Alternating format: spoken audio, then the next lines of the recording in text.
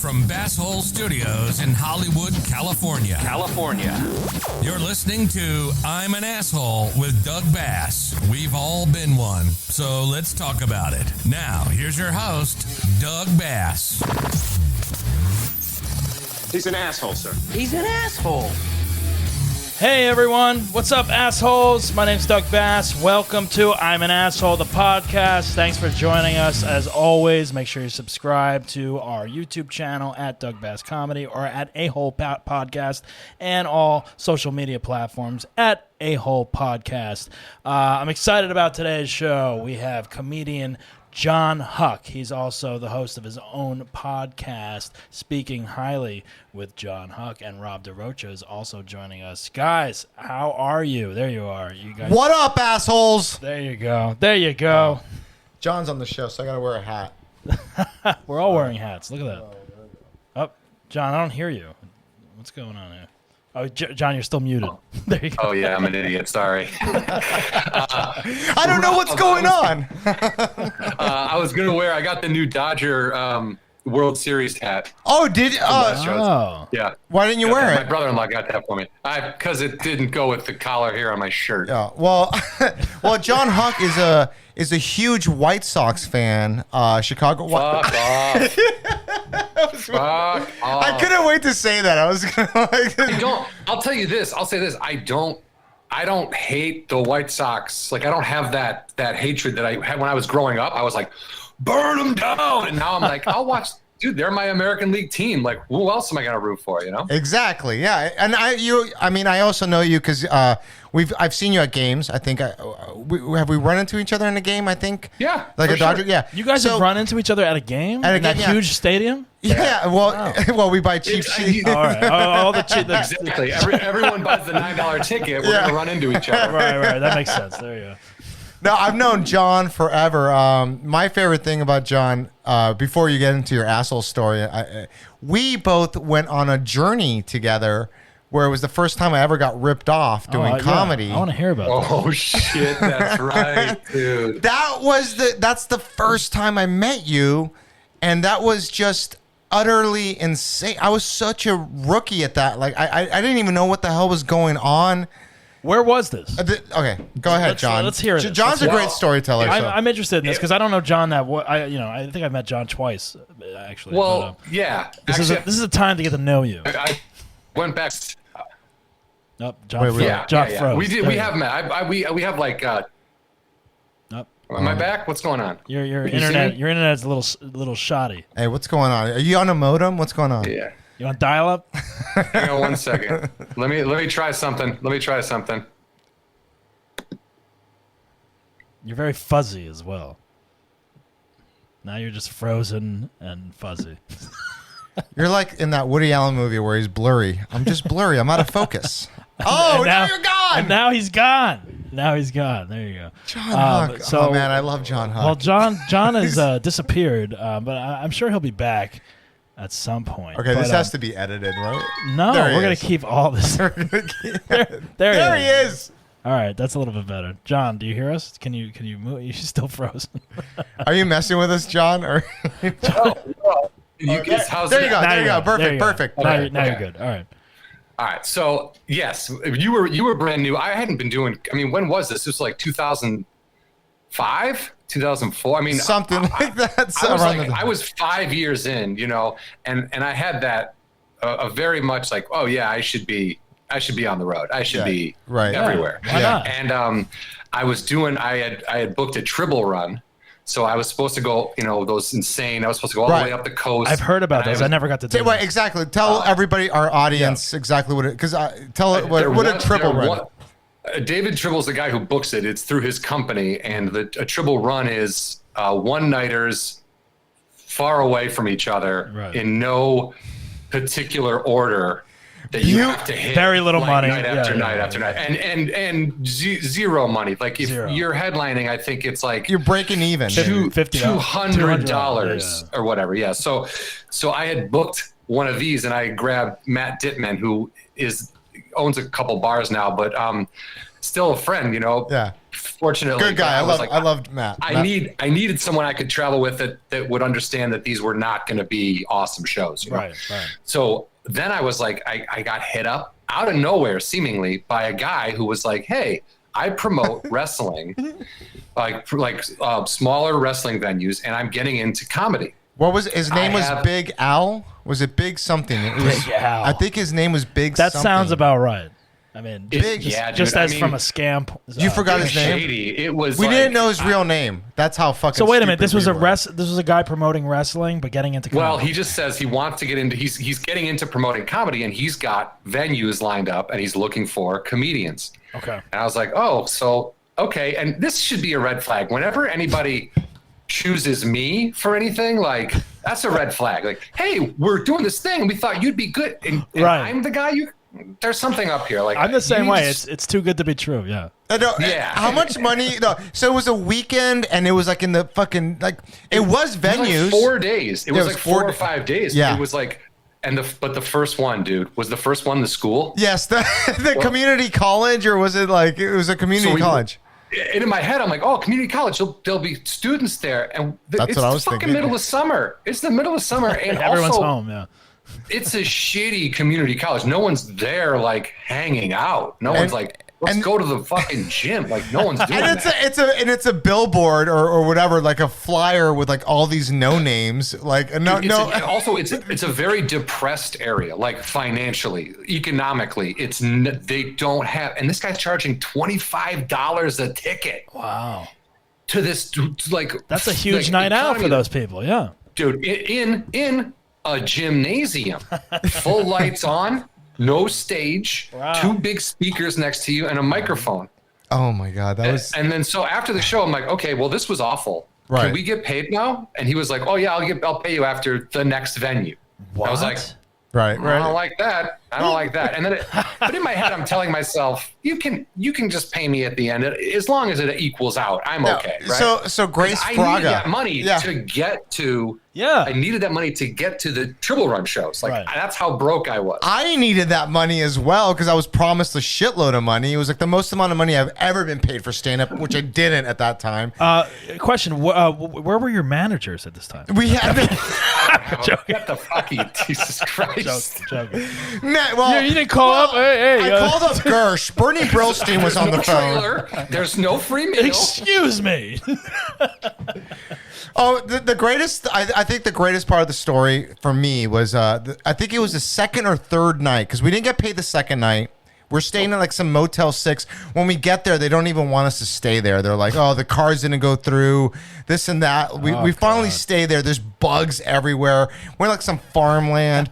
And then, that was like fly swat. They give you a fly swatter at the front desk It was or whatever. the They're like, yeah, we weirdest got a thing. little problem. And it's like, Right. oh, awesome. Yeah, we got a bug problem. Sorry about this. So they gave us like fly swatters.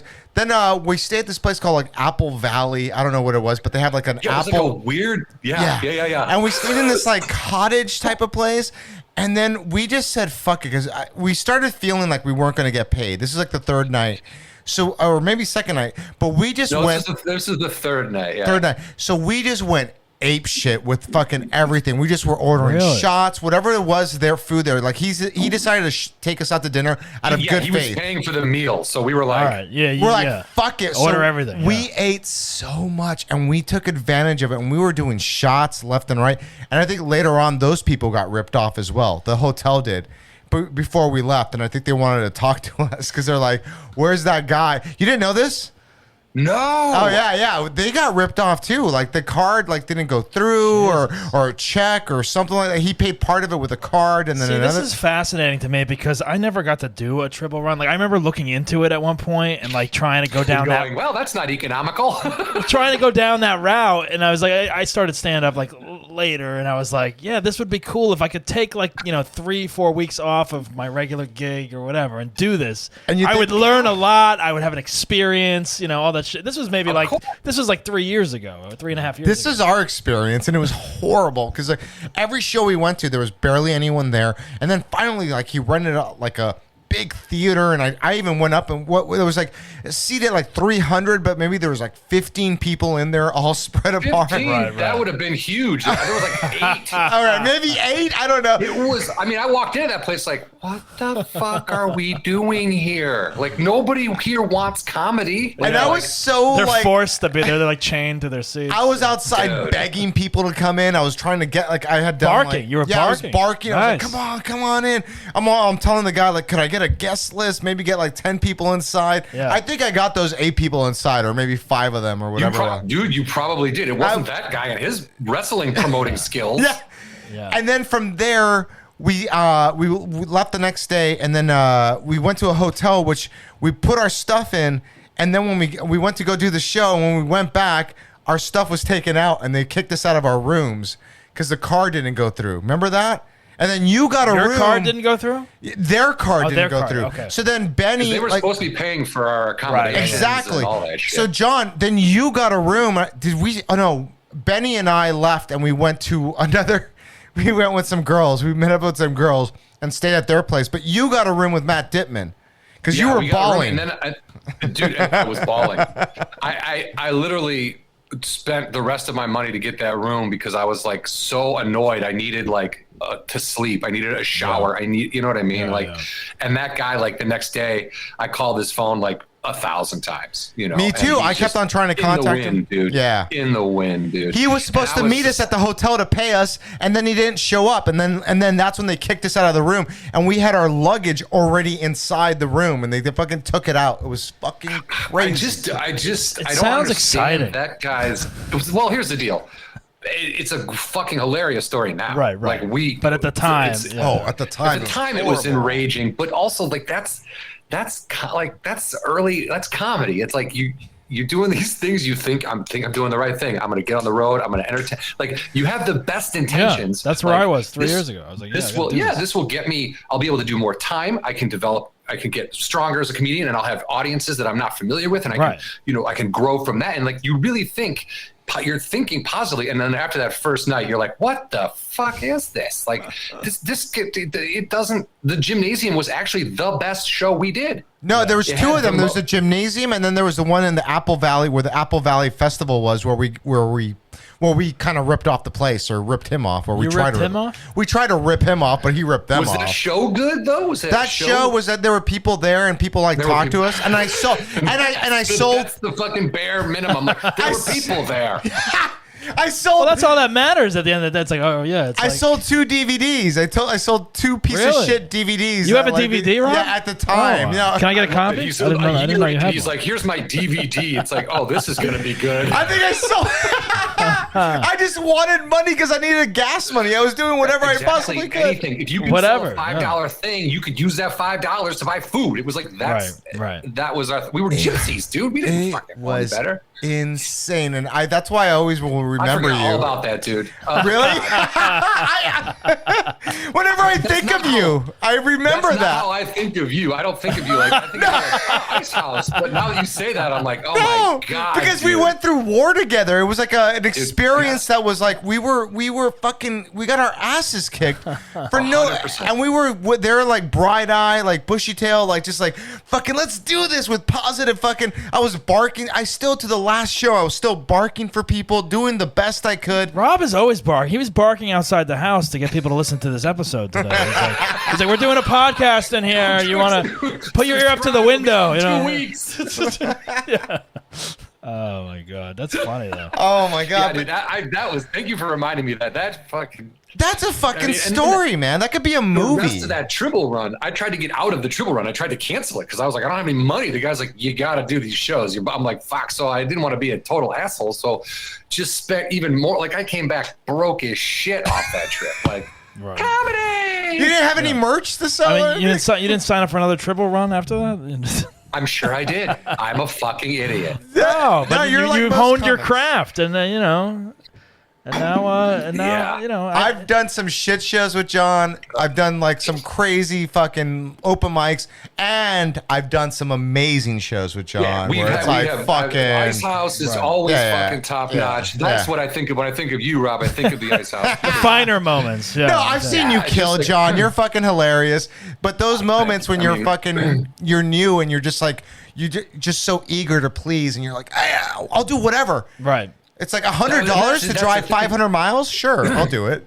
Yeah. Yeah. When I was starting out, like literally in LA, I would do comedy wherever anyone would let me do comedy. A laundromat. And that's where it's at now with these shows that just pop up. I saw you at a laundromat and you were doing your laundromat coin joke on the show. Do you remember that? I'm sure. Yeah, you were. I'm sure. John would be doing his laundry while he's doing his set. Yeah, and that's another thing. I probably took a load in there and was like, "Hey, this makes sense." Why not? His Kill closer, two birds with one stone. Yeah. His closer was folding clothes, and then he would close. It's like real. Good. Oh my god, that bit with the boxers you did was hysterical. Yeah. My closer is skid marks. Yeah. Look at these. Oh my god. How to get them out. It's a demonstration after. Well, John, it's just a fucking TED talk about laundry. Yeah. John, it's really good to see you though.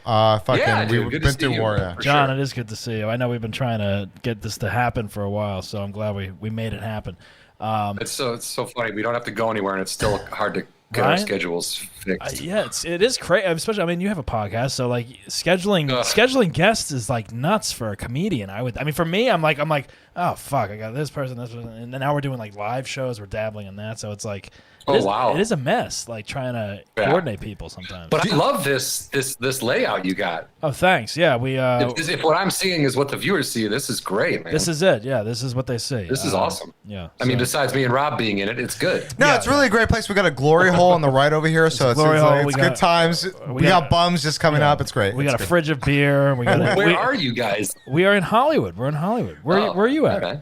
I'm in Hollywood, Larchmont Village. Oh fuck, you're down the street. You could have came over. Son of a bitch. We're doing this remote. I got my first shot today too. Congratulations. How are you feeling? Arm hurt? Fine. Yeah, I'm tough. Yeah, I know. You drink a lot. I've seen.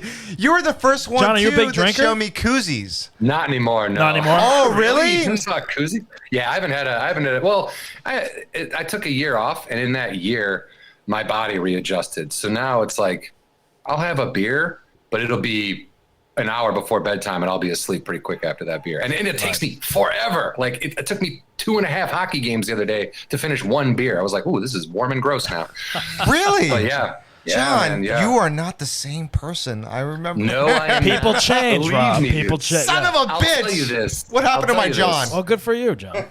Well, I'm definitely not the same guy that was doing those fucking shows with you, man. That you had a is long koozie. gone. I never saw a guy walk around with a koozie. I'm like, what is that? What do you have? Because I'm not like from that area. So in LA, we don't have a lot of people wearing like I'm walking around with koozies, and I'm like, why do you have a koozie?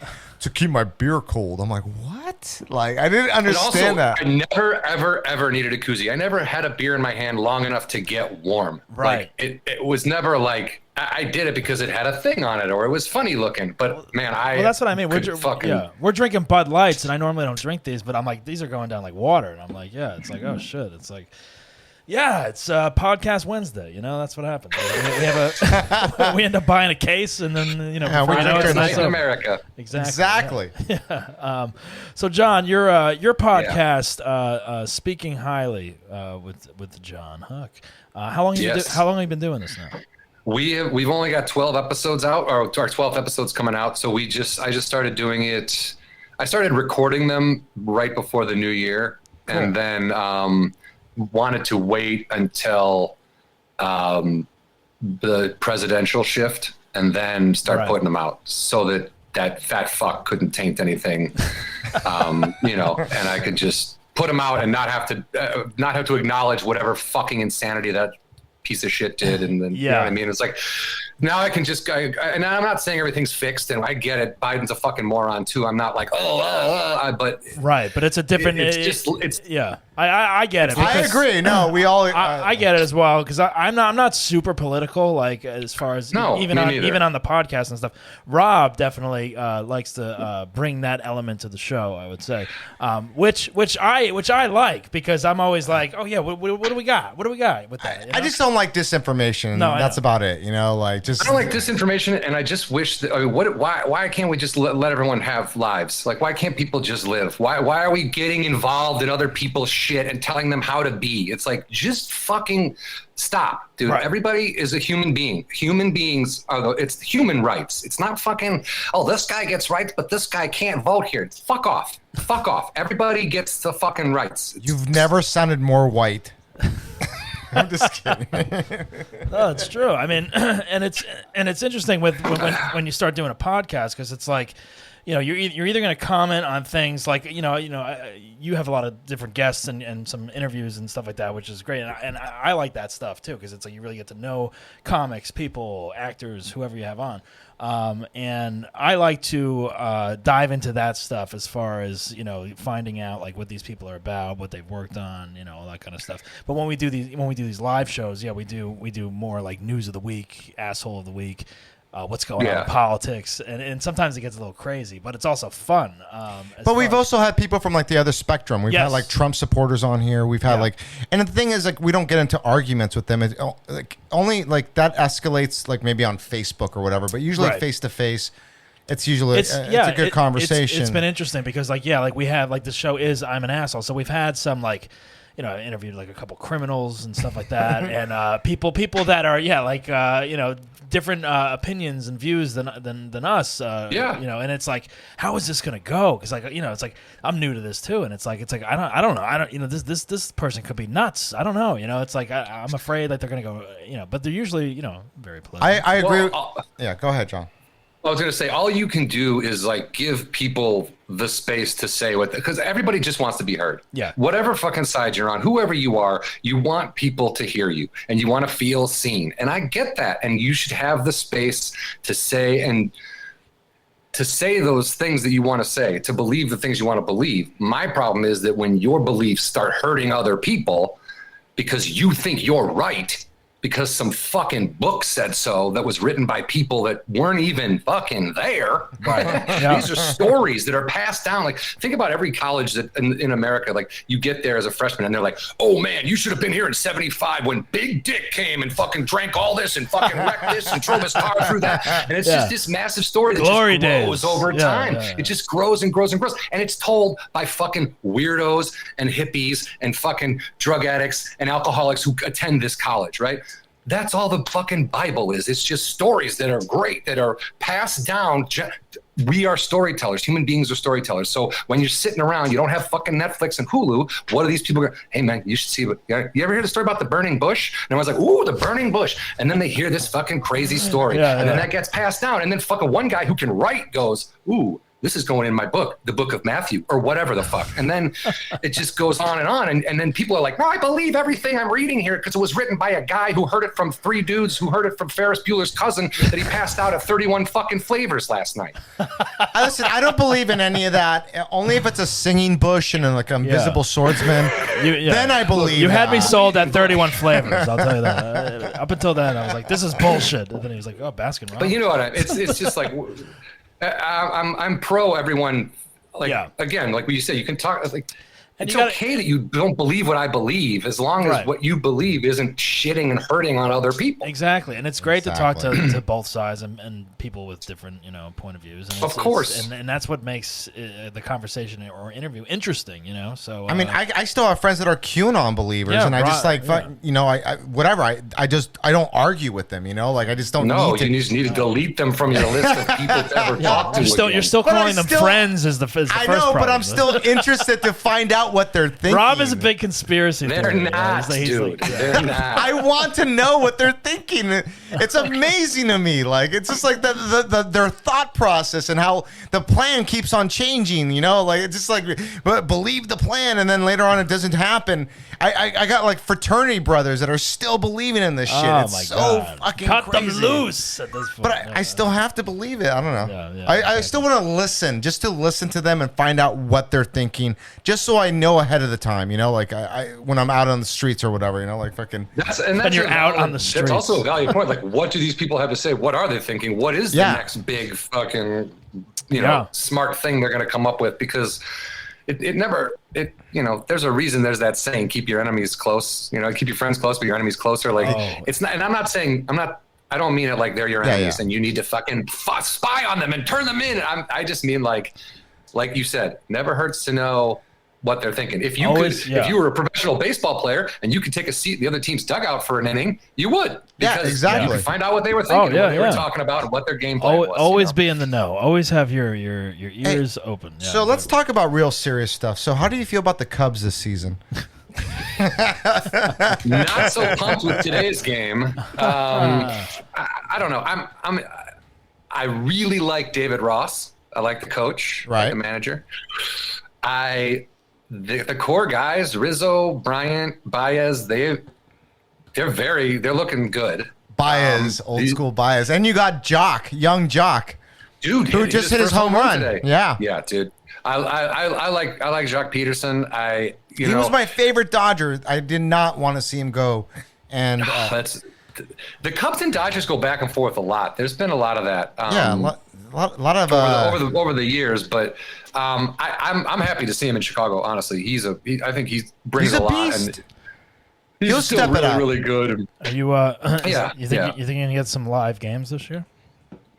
I don't know. I am planning on being back in Illinois in July or August, and they are playing, and depending, like I said, if I'm fully vaccinated and I feel like things are on the if things start to take a downturn again, no, I'm not going to risk my. That's the crazy thing where it's so much more work now to try to go to a game. I'm guessing, so it's like, oh my God, it's like it's work to go get the mail. You got to put on a mask and a face thing, and it's like bad enough going to the game. It's like we got not that bad. We got to get in the car. We got to drive to the stadium or take the train. Or whatever. It's like now it's like. It's night and day. On your level of paranoia. Like I'm paranoid. I don't. People. Have you been home? Have you been sheltering in place for the most part? For the most part, I did a couple of. I shot a couple of things. I worked a little bit, and it was done. Yeah, you worked on. We were listening to your podcast. You worked on a Bad Trip. Oh yeah, that was a while 2018. Ago. Yeah. That was really? Is that long ago? Yeah. That was supposed to come out last year in the theaters, right? Yes, it was supposed to come out in October of last year. And if you guys have you seen it? Oh, my wife and I watched it. I saw you in it, and I was pointing to my girlfriend. There he is. Wait, what part? I know that guy. Now, what part did you play, John? Because my wife and I watched it. I literally cut through the scene at the gas station as a cowboy. It's literally. Oh, yeah, okay. Yeah. I don't do anything. I was dressed like that to stand inside so I could stop people from coming outside when they did that gas station bit because people were going to be like running for their lives and shit when they see gas everywhere. Yeah, right. Yeah. I saw you. I got so happy. I was like, I know that guy. That was. I mean, I've worked in hidden camera for a very long time. Like I was on the Jamie Kennedy Experiment, and Punk'd and all this shit. Yeah. And that movie. I was fucking crying laughing, dude. It was so funny to me. So good. The final cut that came out, man. And Eric is insane. You know what I mean? It's so good. Yeah. Just if you watch the mall scene at the beginning, if you look to the right-hand corner of the screen, you can see me stopping people from walking into where the projectiles are going to shoot out of the cannon. Right. Because people are just wandering around a mall and we're shooting a hidden camera musical. That was so good. That was my favorite part of the movie, the musical part. Dude, as we were shooting it, I go, this has never been done before. No, yeah, exactly. Hidden camera musical number in a film. Yeah. I only came on, I don't want to give the impression that I worked on a lot of that movie because they shot a ton of it in Atlanta. I came in and helped write. There was a room full of dudes, and I shouldn't say dudes, there were a room full of people that were writing, throwing out random, crazy, insane ideas for a couple weeks. Gorillas, then they go shoot. That was the first thing they showed me. They go, hey, here's what we've shot so far. And I'm sitting in a chair in an office. All these people are around, and I'm like, is this going in the movie? Or is this sort of well, it's like they shoot so much stuff for these kind of movies. I'm assuming. He released a deleted scenes thing today. Yeah. Did he? I can't. I gotta see this. Check it out. But it's like even in the end credits, like they do these setups and scenes like a couple times, right? Like with different marks. I'm guessing. There sometimes yes, there is that kind of like when we did Jamie Kennedy, there was like you work them through. You set up a thing, and then you bring in 6 people, and you go, first person, and then second, and you either use the best one or you mash them all together and That's what I'm guessing, because I've only worked on like one hidden camera thing, and it was like 2 or 3 years ago. It was like a Facebook thing, nothing big, but it was like that was my first time like being on set and like seeing how it worked, and I was like, oh, this is interesting, and they were like, the first mark might not work because like I don't know, like he may recognize like this person. That's it. If there's a famous person, anything can doing one-offs is like it's insanely stressful from a producer standpoint. Punk'd was all one-offs because it's like we have the celebrity, we can't replace the celebrity. We can't. Justin Verlander's coming in. We can't just have we can't have Dallas Keuchel come in. Like it doesn't work that way. It's not. It's specifically those are written and designed for those people. So that's very impressive that they were able to do that. But Bad Trip, I think they did a couple where there were multiple marks, and then they would use the best one. Right. But I mean, I don't know if you heard Stern. Eric Andre was on Stern, and Stern said, I missed it. I call my friend called me because he goes, dude, I just heard him say, I tell my guests a lot of the time like that they're crazy, but I think that you might actually be insane. And I'm just like, dude, that's because. Dude, I mean, he's so smart. He's so nice. He's so friendly. He's such a funny, regular guy. And then for him to pull all that shit off is. Well, I was watching it and I realized, really I was like, funny. I realized I was like watching it and I was like, oh, I used to know one of the writers, Dan Curry, I think, wrote on. Yeah, Dan helped. He was one of the main guys that helped. I've met him a couple times. I know his wife, Margot, and I was like, oh, this is great. I didn't even realize he had written on it. And I was like, this is amazing. This movie. I wish part of me was like, oh man, this would have been amazing to see in a theater with like a packed crowd.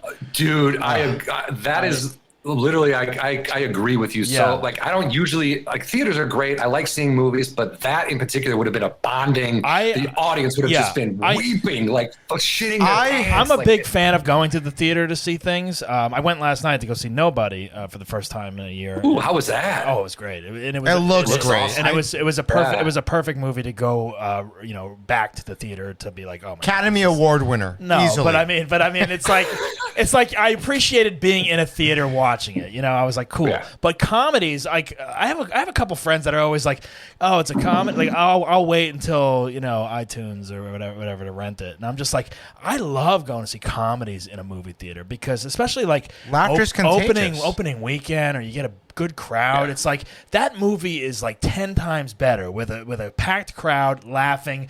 You watch that at home, you're not going to laugh at as many things that you would with a large group. Yeah, laughter's contagious, and it's like.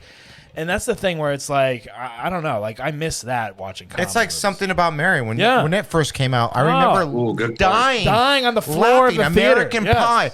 And this is the same type of caliber film on Netflix. This would have been a movie to laugh at. I was crying laughing at that gorilla scene. I didn't know where to go with it. I'm like, what is going on here? And it was like you said, like when you watch that and you're like, you're gonna air this? My wife watched it twice. I was like, I don't remember the last time I've sat down and watched a movie twice. I was like, like these days and age. It's like that's awesome, dude. I agree with you on the bonding thing. Like I remember seeing South Park movie and Anchorman and Bridesmaids in the theater and just really fucking dying. And Bad Trip would have been right up there. I mean, exactly. To me, there's been there have been hidden camera movies like Bad Grandpa and those guys. A lot of them are the same crew. You know what I mean? Like the hidden camera world isn't that big. Like the guys who do scare tactics work on this show, work on that. It's like a big. No, they know their craft. You guys created something that was unique in the sense that, like you said, first musical where like people don't even know what the hell's going on, and like you almost let the audience, not the audience, but the extras, or people that don't know their extras write the film. Like the old guy that says, well, you just got to go out there and meet her. And then he's like, what? Dude, how great was that? That dude? was beautiful. And I'll tell you what, that's a team of people. That was a team of people, a kid named Griffin and a girl named Ray, and they were like responsible for getting people to these positions with whatever they had to tell them and however they did it. I mean, look, I'm telling you, I was only on this movie for 2 weeks. And they had already shot a large chunk of it. But in those 2 weeks, you could see that, I mean, it was good.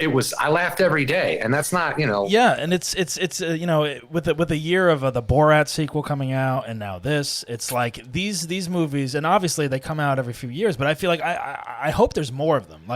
And it destroyed Borat. Like, if Borat gets nominated, then, like, I know it's not going to get nominated, but, like, if you have a movie like Borat, which I like, though, the first one, even the second one, it wasn't as great as the second first. one. Well, the actress who is nominated, right? She got nominated. She stole that movie. So, I mean, like, in my opinion, yeah, good for her. I mean, absolutely. That was her. But film, personally, Borat, I feel like people should get nominated for, like, even Tiffany Haddish, like the way she played her role, like she was so good. She destroyed it. So, like, why not give these people a nomination when they're like dealing with random strangers and like the improv alone? And it is amazing. Jesus. Like, you have Tiffany Haddish in the category. You have Tiffany Haddish in this movie, and it's like, obviously she's so done up as this ex-con breakout, and it's like people still are not recognizing her, and she's a mega star, and it's like she was one of the most famous people in America while we were shooting. Right, and that's where it's like even as a producer, it's like, I don't know. It's like, shouldn't we get someone else that's like still up you and would coming? think. I don't know. But like, part of me thinks, yeah. Well, go ahead. No. I'm just saying, like, I think that these movies are like,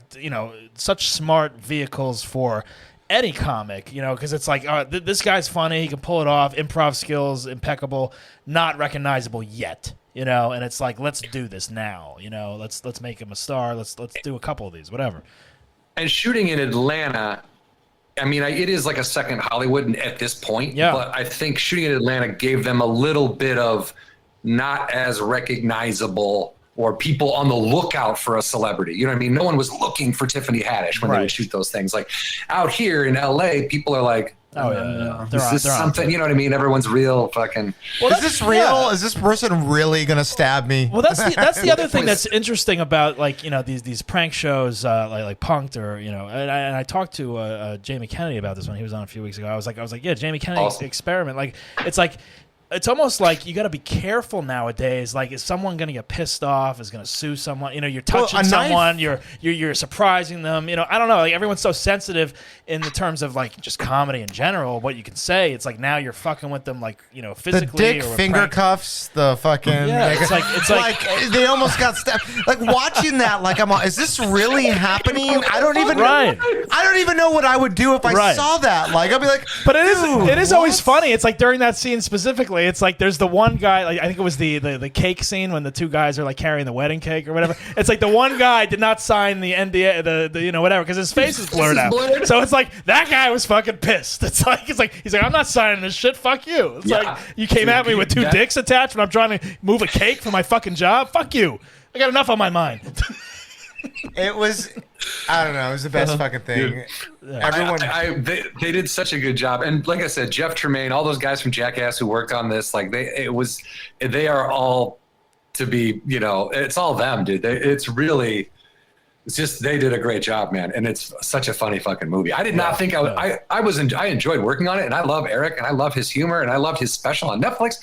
I just didn't know that I was going to laugh as hard as I did. I didn't know either. Yeah. I was like, and I'd seen a cut of it. They showed us a cut right after. I kind of knew I was going to laugh because I remember going to the movies like last year when that trailer was before whatever I saw. And I was laughing and staring at the trailer. I'm like, this is going to be fucking great. And then the pandemic hit, and I was like, what the fuck happened to that movie? Where is it? Why hasn't it? And I was like, during Christmas, it's like, why hasn't that been released yet? What happened to it? I was so cynical that I was like, this preview is just too good, and they're just showing you the good parts. And I'm like, this movie might be good. Even when I watched it on Netflix, but when I finally saw it, I was like, I was dying laughing, and the fact that you're part of it, you're part of history, that's amazing, John. Yeah, that's fucking congratulations to you. Congratulations. Look, Barry Smoller, the guy who I basically shadowed, he's the one who suggested I come in because I had been in the writer's room and he knew me from, I'd worked on Punk'd and he knew that I had this wherewithal to do that. But I mean, again, if you haven't seen it, go fucking see it because it's so funny. Make sure you check out Bad Trip on Netflix now. I'm promoting a movie. I'm not even in this thing. Hey, you worked on it. I saw you. It came to light because of your talents. Please. All right. Well, John, this is the I'm an Asshole podcast, and you are. We do have our guests on the show. Talk about a time in their life that they may have been an a-hole. It can be an isolated incident, maybe a chunk of time in your life. Maybe you're one now, pranking people on Bad Trip. Anything along those lines that you'd like to share with our audience. Before you tell your story, go ahead, Rob. because I know he's not going to say this story, but just look up Jon Huck. Is this happening? Your story when you went to Germany. Yeah. Jon Huck loses his pants and it'll come up. Yeah, okay. Jon Huck loses his pants. Look that up. I haven't seen that. And you'll know more about our guest. But it's fucking one of the funniest. Then you ever wanted to. No, he told me this story when I was doing a podcast like a long time ago, like 10 years ago or whatever it was. But like you told this story and I was laughing so hard. But just look it up. Sorry, John. Go ahead and tell your story. No. I had a couple to choose from. I've been thinking about this for a while, and one of them happened literally right before the story you're talking about on the same trip. I love this. The prequel. Yeah. It's the everyone, please now, look Rob, up the other one. Full story, it's like almost like Star Wars. Yeah, dude, you're getting Phantom Menace right now. All right. Can't wait. No, it's. Like I said, this happens if you've seen the Germany story. This happened about a week before, and after this happened, this story I'm about to tell you, my friend said, "Well, that's the grossest thing that'll happen to you this whole trip." And that was like a week before I had to take a shit in a German alley and walk around with no pants on for a good Rob, you're don't bang on the table, Rob. You're moving the cameras. Sorry. It's one of the funniest stories. Please, it's fucking just so funny. Please look it up. Go ahead. But this is a good example of being an asshole and kind of like, I was with two buddies. We were traveling Europe, doing the backpack thing after college. So it was 90. For me, it was 98, and backpacks, no money. We were staying and we were camping, and we got to France. It was like we were supposed to do this kind of circle in Europe, and we were all, it was the train. You buy the Eurail pass and you do the whole thing. This is before cell phones. This is, we're basically new to the ATM at this point. Mm-hmm. So we end up not really knowing where we're going. We end up in Paris, but outside of the city. So there's this massive, like, sort of campsite right at the outskirts of the city. And we're like, yeah, this is great. It's cheap. We'll stay here. Right. We set up all our stuff, and then we're like, let's go into Paris. Let's go get a bottle of wine, walk, because we had been doing this thing. We'd go and get a bottle of wine, and restaurants will open it for you. And then I would just black out and fall asleep on some stairs. You know what I mean? It was like I was over 21, but like we were broke and living like we were 15. Yeah, right. This was part of the Tribble run, by the way. So go ahead. Paris? Fuck, I should have got in on this Tribble run. Can you imagine? You're going to go to Paris. Here's $10. You got to fly yourself there. You got to learn French. You have to speak it in their native language. Translate your set. So we were going to go into the city and get a bottle of wine and get hammered or whatever. And there's no transportation. All the buses stopped running. There was nothing leaving from the campsite to the city. And it was like 15, 25 miles, something crazy. So we were like, fuck, what are we going to do? So we had booze we bought to bring to the campsite with us. So we had couple beers and a couple bottles of wine. We start getting into that, eating some cheese and crackers, literally sitting in the dirt outside our tent. And I notice there's like, what do you call it? I would say like not a barn, but like a structure, a building at this campsite that would, in my head, was like a banquet hall kind of deal. They would probably have events there. Right. And I noticed like a line starting to form of attractive people, like good dressed up. They look nice. They're young. They're hip. Right. And, even when I was in my early 20s, I kind of still looked like this. So I never looked like a young, hip, anything. And I was with one guy who's only 2 years older than me, but looks like he's 15 years older than me, and this he looked 45 back then. Right. And then another guy who was like just kind of a little bit pervy. It was like we're just three weirdos, you know what I mean? And we're starting to get kind of liquored up, and I notice like I'm seeing this line and it's getting longer, and I see one girl with a clipboard checking people in, and she's attractive, she's cute. And I was like, I'm gonna go. Let's change our clothes. Let's go to this party. And my friends are like, I don't think we can get into that. And I go, we'll get in. So by changing our clothes, I literally put on. This is before Wedding Crashers, by the way, so that you're like a legend already. So pre-Wedding Crashers. Yeah. This is but this is before I knew anything about hidden camera. So we put on our good shitty clothes or whatever, and my friends kind of like are hiding in the bushes almost. And I walk up to this girl who's checking people in, and I go, hi, me and my two friends want to come to your thing.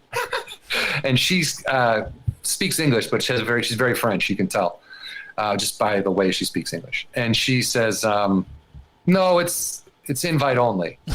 I said, oh, okay. So I kind of walk away, and my friend's like, oh, well, we tried. And I go, did we though? And I kind of circle back and I go, hey, we're sort of trapped here. We can't get into the city. You guys look like you're having fun in there. We want to come in. She's like, yeah, I'm really sorry. This is an MTV party. Oh. And I said, the channel, the state, like, I don't know fucking anything. I'm like, what? And she's at MTV. And she's like, yeah, this is an MTV France party. So no, sorry. And I'm like, and I don't think she looked at me like, you? I think she was just like, there's a guest list. You're not on it, Right. And then I left again. And then I came, wasn't even a minute and a half. And I go, here's the deal. Look, I'm not going to go away. I'm going to stay here. I can't go anywhere. Hang on, I'm going to cough. I go, I'm not going to leave. I'm going to stay here. And I'm going to bother you and all the people that come in here all night unless you let me and my friends in. It's pretty easy. That's your selling point.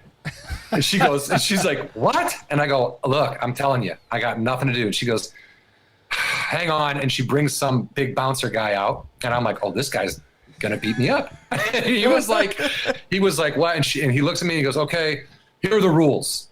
You go in, don't drink all the booze or whatever he said. And I was like, that's presumptuous. Who am I? I'm one guy. I can't. How much do you have in there? Is it a 6-pack? How am I going to drink all the booze? And he goes, and just try to be cool. Right. And I go, oh, done deal.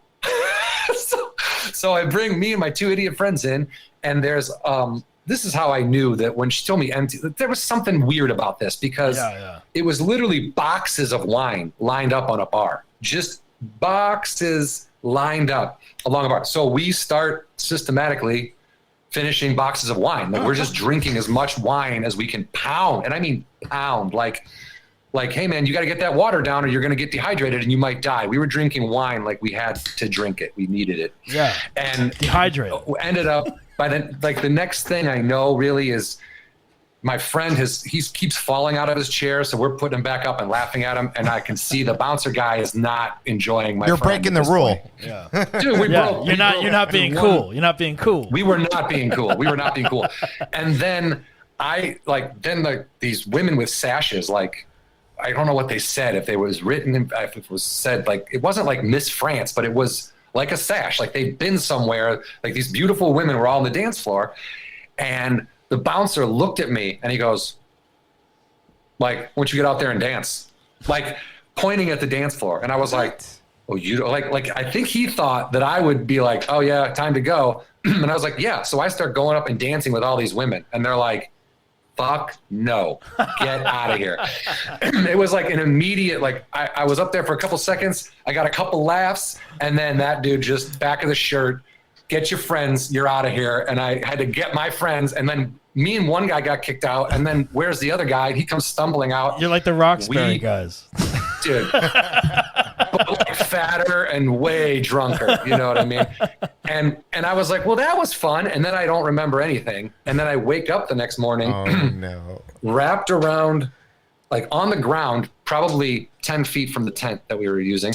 And I was wrapped around the garbage can, kind of like almost all the way around it on the ground. And I was like, what the fuck am I doing out here? So I crawl into the tent and then I go to sleep. And as I'm going to sleep, I'm like, what smells like shit in here? Like it really smells like shit in here. And I'm like, what is that? And I'm like, fucking A. Then I'm like, I trace it to me. And I'm like, what is this now? So I get out of the tent and I go to like the bathrooms they have at this campsite. I had completely shit my pants, but like just a solid brownie. Like it wasn't like. Wasn't diarrhea. No, it wasn't messy. Full on solid turd. It literally looks like I put like a brownie in my underwear and just pull them up. You know what I mean? Yeah. So I go into the bathroom. I'm like, what is this? You know? So I throw the underwear away. What is obviously. This is, by the way, the next day he was going to throw his underwear. Who put this here? Yeah. So I throw the underwear out and I'm like, but I only have 2 pair of pants with me for this whole trip, right? So I'm like, well, I can't just throw away my jeans. So there's washer and dryer on premises, right? There's this like laundromat at this campsite. So I take these jeans and I wash them and they come out and they still smell like shit. So I wash them again and I wash them again. I wash them 3 times. What Finally, detergent are you using? This French... European, garbage detergent. It wasn't Tide. No. Dude, it wasn't Tide. It had a guy in a box, like, I don't know. And then it was, and who knows how much water's coming through and what's actually happening in these machines. Like, I don't know anything about what's called the UK or French. You're not familiar washer with and dryer. The UK washing procedure. So as I'm keep taking the pants out and smelling them, they still smell like shit. So I throw them in to the dryer one more time, and my buddy is walking by, and he's just gotten out of the shower, and he's like got this wet towel, and he's like, "Ooh, you drying something?" And I go, "Hey, wait a minute!" And he throws the wet towel in with my jeans, and he walks away. I'm like, "Oh shit!" Because no one at this point knows that I shit my pants. I didn't mention it to anybody yet, and so he comes back he's got his backpack. I will get my backpack. We're leaving, right? I'm pulling the jeans out. His towel is still sort of wet because nothing gets dry in those things. So he straps it to the outside of his backpack, right? And then he goes to put it on. So it's kind of like a move where he puts his arm in and he swings it up over because it's kind of heavy. And the towel just swings around and biffs him right in the mouth. And he almost pukes. He's like, what is that? Like, he can smell that shit. And I go, yeah, I shit my pants and you dried your towel with it. He was like, what the fuck, dude? And then my other buddy goes, ooh, well, that's the grossest thing that's going to happen this trip. And I was like, probably right, guy. And then we moved on to Germany. But like that was like a pretty big jerk off couple of days for me, I would say. I wish I would have said this earlier, but everyone should just pause the podcast. Maybe you should do that when you edit it, if you do edit it. Pause the podcast, listen to that. Yeah, maybe I'll splice your other thing in. After this is over, I'm going to make Doug listen to that story because it is one of the funniest stories I've ever heard. But I think I would listen to it this first and then that story because then you can be like, God, you're gross. And then by the other story, you're like, what is fucking wrong with you? Oh my God. I feel like Along Came Polly when Ben Stiller was like, you're the most disgusting person I've ever known. I just sharted. Yeah. But my friend told me about both those things. I wouldn't tell anybody about these things. I was like, dude, I'm fucking telling everybody. Those are good stories. I mean, like, yeah, it's. If I was that same guy, if I was still doing that on a weekend like basis, no, it would not be funny. You know what though? What's interesting? Well, we just recorded another podcast before, so we both had like shitting stories. Like, I'm not gonna go into that again, but it was like it's like a lot of poop stories. Well, our last podcast was about peeing, so like it just leads into this. But I talked about my shitting stories. No, I tell a different time I was an asshole. I mean, if you got something, go ahead. We're willing to listen. But here's the thing that I don't understand is with science alone, like you took a shit and it was like solid still. So like it was surprising that like it still made everything smell like the same. Dude, so bad, so bad. Like it was whatever. Because also sorry about that. That was my camera. That means you lost. Your diet consistency. My diet was terrible. I was eating like. they don't sell like cases of beer there. I was drinking loose beers like for breakfast. You know, I was having you were like eating like bread in France. snacks and bread, Bread and like, cheese. yeah, cracker, a lot of cheese, dude, a lot of Yeah, cheese. there you go. And There's then, your like, answer. Weird chocolates and like Yeah. whatever, like just anything that was free. Well, anytime anywhere you go, went. anytime you go to Europe, it's like it takes a few days, and it's like, oh man, that's an interesting shit. I've never seen that one is before. so disgusting. Your I never had stomach. one like that again. Like Yeah. it wasn't. Germany wasn't like that at all. No, That was- that's all beer and that was a bratwurst. river. That's If protein. That was If a any- river runs through it. If anyone's running like score, basically in the next story, he loses his pants again. So he had 2 pair of pants. Had I thrown out the pair of pants that I was wearing in France after Germany, I would have had no pants. Oh, so you didn't even throw them out. So you had 2 pairs You of kept I the pants. was shit already pants. walking. I lost the pants in Germany. Lost them. They're gone. But Okay. I still had the shit pants from France, and I also lost my shoes and my socks. So I only had like. So you were down from to- my shoes. I had Teva sandals on in September in Germany. Down- It was cold. People were like, "What the fuck is wrong with you?" Down to 2 pairs of pants, and you started with 3. Is that correct? No, had 2 pair. Two pairs. Lost one in Germany. Had I So you thrown had- the ones in France out, I would have none. You'd have none. Right, exactly. Yeah. That was the most disgusting. How old are you again at this point? Like 20 something? Yeah, I was like 22 or 23. Oh, I thought this was last year. That's I was hoping- amazing. Yeah, I was 40. that's interesting. That was, I It would was have. right before. It was before I moved to LA. Yeah. Going to Europe, I like myself. I'd be like, man, I need to have like 5 pairs of pants at least. Well, if I went now, I would be a human being. Well, about of it. course. I would- He would stay in a hotel. I'm just not- saying, not at a campsite. like when I travel, even if yeah, I no, did camp, yeah. it would still be way different. Or even at a hostel. Like, ugh. Like, Oh, God. Dude, I fucking hated those. I hate hostels, dude. Oh yeah, hostels. I stayed So in one gross. Like, yeah, go sleep with 2 other dudes you don't know from Sweden. You're like, what is this? whole- sharing a bathroom the and the smell. smell. Oh, Yeah. it's so gross, man. I fucking hated it. Very And disgusting. then they try to kill you, like in that movie Hostel. Yeah. Dude, Yeah, I hated that. yeah, look, that Right? movie was written for a reason. Didn't you die Yeah, once when yeah, you stayed in the yeah, yeah. hostel? I lost it I was too. murdered 3 times in Europe. Yeah, exactly. And lived Well, I to had tell. it at the Human Centipede, and we all lost yeah, our pants. Yeah, we but talked whatever. about that movie. That movie is fucking. I've never seen it. Oh yeah, I won't watch it. I can never watch actually it. went to the. I mean, we talked about this. On Yeah, the time. it's- I saw it in the theater. The first one in the theater. This guy paid money and Oh, went. the first one. You saw The first one I saw, but my one friend is like he's seen all 3. There's a trilogy, and someone Dude, I someone used to was work with like, a guy who sends me trailers all the time. He's Oh, my like, "This God. movie's coming out." I'm like, "I don't care." "What's Yeah. crazy enough is that they were like, yes, we need to fund a trilogy of this movie." Like, There has to be 3. and I'm like, if There's more story. if that can get funded, anything can get funded. I would. Well, that's I what would makes me say. mad when like I can't sell an idea or Right. something. I'm like, they made 3 human centipedes and no one wants to buy my cartoon. John, I think you need to write like a prank movie like Bad Trip or whatever, but include the human centipede in some way. Like a human centipede comes out in the middle of a library and there's something like Dude, that also sounds like a very Eric Andre fucking. Yeah, That yeah. sounds like a great movie or a great Yeah. prank. I don't know, but that's, or it's like That's like a scare tactics. We're gonna sew your lips Yeah. to this guy's asshole. Like, oh god. it's like a camp for like teens or something, and it's like here's the human centipede cabin, and it's like what? It's like sleepaway camp. that's cabin. that's some like You guys next all have to level sleep in here. Windy City Heat. Remember that that whole Actually, thing? Windy City Heat is. I guess you would. I wouldn't call Windy City hidden camera though. You wouldn't? Because there was. I Well, mean, it was a maybe. What prank is that? show I'm for not. one I'm not person. familiar with that. What is that? You don't know about Windy Windy City Heat? It's No. a really funny movie. It's the only reason I would say not a hidden camera is because the main guy who is not in on the joke, like this guy Perry, Yeah. he wants to be an actor. So these other guys, Jimmy Kimmel and Adam Carolla. Jimmy and- Kimmel, Adam Carolla, Don Barris, Oh, a they're couple all other okay. people. Yeah. Check it out. Bobcat Goldthwait. They cast Perry in a movie, so Perry thinks he's in a movie. He thinks he's Movie's the called lead. Windy City Heat, Yeah. Right. and he's the lead, and like they just fuck with him. So the cameras are exposed. There's nothing hidden. Right. He Right. thinks he's on set, so everything's rolling all the time. So it's exposed prank, I guess. It's how exposed camera prank. Right, movie, if right, you wanna right, Call right. it that. But literally, he's the only guy not in on it, and they do shit like they throw him in a dumpster for a scene a bunch of times. He's like, hey, is there a stunt man? So they bring in the stunt man and then move on to the kissing the girl, but leave the stunt man in. And he's like, wait, I can kiss the girl. I just didn't want to get thrown in the dumpster again. They're like, nah, you want a stunt man? Stunt man's in. He'll do all the sex scenes. He's like, no, what? I'm like, and he's flipping out. It's stuff like that. And he loses his mind.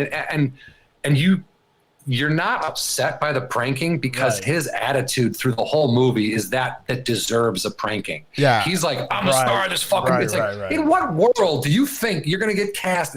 Your ego is out. You're insane. So he's kind of like, it's almost like they already knew this guy and they sort of put him in his place a little bit. Yeah. I mean, that makes sense. I mean, that's pretty funny. Yeah. It's so fucking good. It's very well done. I wish they would do. Movie. I wish they would do something like that now. Maybe like back. Maybe it's hard to find it too. Is there? Yeah. I'll have to look. It's not as accessible as it should be. I believe you're right. No. Well, John, you really put yourself out there today with your asshole stories of shitting yourself in France. Literally, from my asshole. From your asshole. We learned a lot about you as far as your work on Bad Trip, shitting yourself in foreign countries, and living to tell about it. And, maybe we're going to watch it right after this, by the way. We are going to We're going to watch the first. Now I'm like, I have to see this. It's so fucking good. But what you're seeing is the edited version too. It's a 20-minute story. They edited it down to 13 seamlessly, but it's edited. Yeah, we'll check that out, and we'll make sure that our listeners also check it out. But John, the way we usually end this show is that we have our guests state their name and then say that they were an asshole or are an asshole. So the floor is yours. Hi, my name is Jon Huck, and I'm an asshole. There you go, folks. Jon Huck. Comedian Jon Huck, and he is an asshole, but he's redeemed himself by coming on the show today and talking about it, so he can go in peace and hopefully not shit himself. John, it was a fucking. It was great seeing you again. Really good to see you guys, man. I'm going to see you. I'm going to see you around the scene in LA. I'll get my vaccine soon as well. And, we're going to Coalinga to do shows when this is over, dude. Where's that? Like that sounds like the clitoris or something. Coalinga. Coalinga. You're doing the Tribble run after this? Is that you guys going to start back up? We're going to bring that tour back. Full circle. Yeah, I'll join you this time because I've always wanted to do it. Fine. You can MC. That's even less money than the. There you go. Perfect. Beautiful. Sign me up. Sign me up. Yeah. I forgot about that. Whenever I see Coalinga, I forgot about it. It sounds like a colon cancer or something like that. It sounds like a disease. Oh my God! All right, well, seeing you, John. Make sure to check out John's. Good seeing you too, man. Make sure to check out John's podcast, Speaking Highly with Jon Huck, available everywhere that podcasts are streaming. I'm guessing. Anything else you want to plug, John? Are you working on anything else right now? Not right now. I'm gonna be. When does this come out? Probably in a week or two. Week and a half. Well. Okay. I can put it up tomorrow if you want me to. What do you want to plug? No, I was gonna say, you tell me when you want this up, John. If you want to catch a glimpse of me, I got one line on SEAL Team on CBS, but that's next Wednesday. Oh, so shit. SEAL Team. All right, man. I was an extra on that. Yeah, let me check out Jon Huck because you probably look like you could be in the military. I played an annoying neighbor. What's your line? I'll be done in a minute. Oh, perfect. Nice. Knocked it out of the park. I believed it. Nice. I'll be seeing you in a minute. Perfect. That's good. Yeah. All right. Well, check out Jon Huck on SEAL Team next week. Next week or the following week? Sure. Wait, no. When's it air? Seriously. The 14th.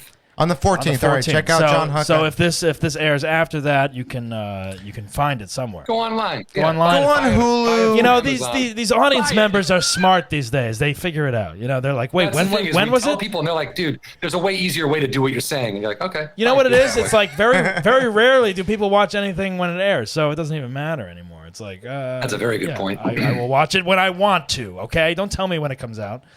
And check him out on Bad Trip for that split second. Yeah, exactly. Hey, look at his face right now. I saw it. I was like, is he an extra or is he in this? I don't know what's going on. He is in it, yeah. But I just found out all this today. I'm a helper. No, I saw you on it and I was excited to see you. It's great that you were a part of that, yeah. But definitely download and subscribe to John's podcast. It's pretty funny, and we got to get these podcasts. These podcasts have been a lot of fun during this pandemic. Yeah, I man. would say. It's been a lifesaver. Yeah, I don't think I would have, I've never made more content in my life because that's the only way you can survive as a comic right now. So that's it. True. That is true. All right. Well, John, Rob, it's been a lot of fun.